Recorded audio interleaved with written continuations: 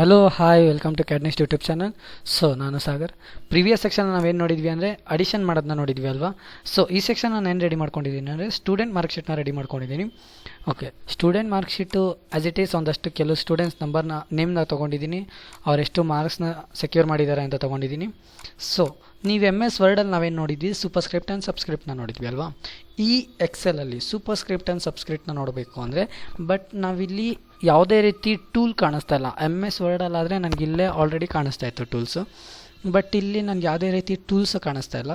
ಇವಾಗ ಆ ಥರ ಟೂಲ್ ಇಲ್ಲ, ಹೇಗೆ ಮಾಡೋದು ಅಂತ ಹೇಳೋದಂದರೆ, ಸೊ ಈಗ ಟೆಂತ್ ಅಂತ ಹಾಕೊಂಡಿದ್ದೀನಲ್ವಾ, ಈ 10th THನ ಸೆಲೆಕ್ಟ್ ಮಾಡ್ಕೊಳ್ಳೋಣ. ಸೊ TH ಅಂತ ಸೆಲೆಕ್ಟ್ ಮಾಡ್ಕೊಂಡಿದ್ದ ತಕ್ಷಣ ಆಲ್ಮೋಸ್ಟ್ ಎಲ್ಲ ಟೂಲ್ಸು ಡಿಆಕ್ಟಿವೇಟ್ ಆಗಿದೆ. ಸೊ ಪ್ರತಿಯೊಂದು ಟೂಲ್ಸು ಡಿಆಕ್ಟಿವೇಟ್ ಆಗಿದೆ, ಬಟ್ ಇಲ್ಲಿ ಒಂದು ಫಾರ್ಮೇಟ್ ಅನ್ನೋ ಟೂಲ್ ಏನಾಗಿದೆ ಆಕ್ಟಿವೇಟ್ ಆಗಿದೆ. ಫಾರ್ಮೇಟ್ ಅನ್ನೋ ಟೂಲ್ನ ಓಪನ್ ಮಾಡ್ಕೊಳ್ಳೋಣ. ಫಾರ್ಮೇಟ್ ಅನ್ನೋ ಟೂಲಲ್ಲೂ ಕಂಪ್ಲೀಟಾಗಿ ನನಗೆ ಡಿಆಕ್ಟಿವೇಟ್ ಆಗಿದೆ. ಸೊ ಫಾರ್ಮೇಟ್ ಸೆಲ್ಲಲ್ಲಿ ನನಗೆ ಆ್ಯಕ್ಟಿವೇಟ್ ಆಗಿದೆ. ಸೊ ನೀವು ಆ ಥರ ಓಪನ್ ಮಾಡ್ಕೊಂಡಿದ್ದ ತಕ್ಷಣ ನೀವು ಇಲ್ಲಿ ನೋಡ್ಬೋದು, ಸ್ಟ್ರೈಟ್ ಥ್ರೂ ನೋಡ್ಬೋದು, ಸೂಪರ್ಸ್ಕ್ರಿಪ್ಟ್ ನೋಡ್ಬೋದು, ಸಬ್ಸ್ಕ್ರಿಪ್ಟ್ನ ನೋಡ್ಬೋದು.